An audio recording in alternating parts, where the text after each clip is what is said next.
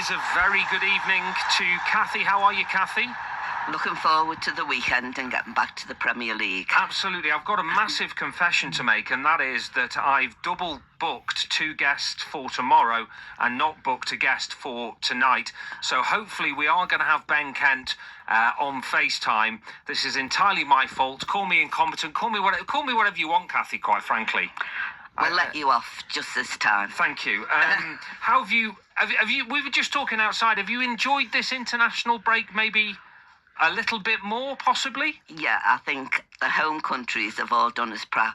I think the only one I didn't enjoy was actually the England game, which, honestly, it was like watching just walking football. I know they qualified and I know the opposition didn't come to give them a game, but seriously, that was a hard watch. What about Scotland? Did you watch the Scotland game? I thoroughly enjoyed that Scotland game, albeit that if you're Scottish, you probably wouldn't be the right word. I do think, though, that the Scots fans are just out of this world. I think they will be a real plus there, going to the World Cup.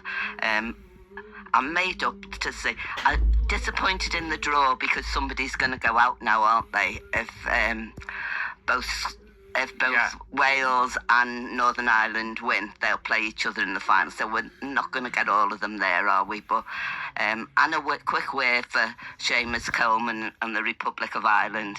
I have to say just what a superstar he is. And I've been saying on this programme a few times, I think he could have given us something at full-back. I don't want to criticise Jake O'Brien because, O'Brien's done a great job as a defender, but we were lacking something going forward, and Seamus gave them a little bit going forward.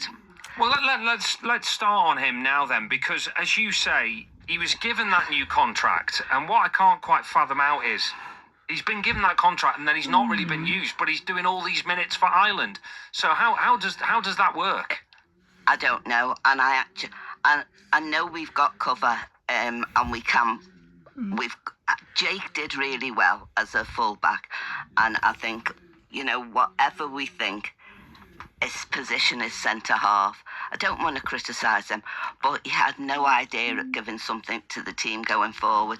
And yet, I'm all for saying Seamus is there for his presence and what he can give, and for encouraging the young lads and everything else. But, if he's better than the fullback we've got on the field, why isn't he playing? I'm not saying he can play more than a game a week, but he could be doing some minutes sometime. I think we're missing him. Yeah, there must be a reason, though. Do you think they're just trying to manage his minutes? But as I say, with Ireland, he's not had his minutes managed. That message hasn't gone through to Republic of Ireland, has it? No, and manage his minutes is fine, but he's not getting any minutes in in reality, and we've pulled a midfielder back to play there now, and he's doing okay, but again I think he's a miss in midfield because he creates, and we've got to think of, we've got the African Cup of Nations coming as well, and we're going to lose and die to that, aren't we? And Garner Gay, 2 really influential players in the middle for us, so I think Seamus could do us a job. I'm not saying he can play 2 games a week, but I think he can do a job for us at fullback, and we can have our players playing in their own positions. In terms of where you are now, is Garner, I say the short-term solution, but is it more than short-term now? I don't want it to be, because I think he offers us more going forward.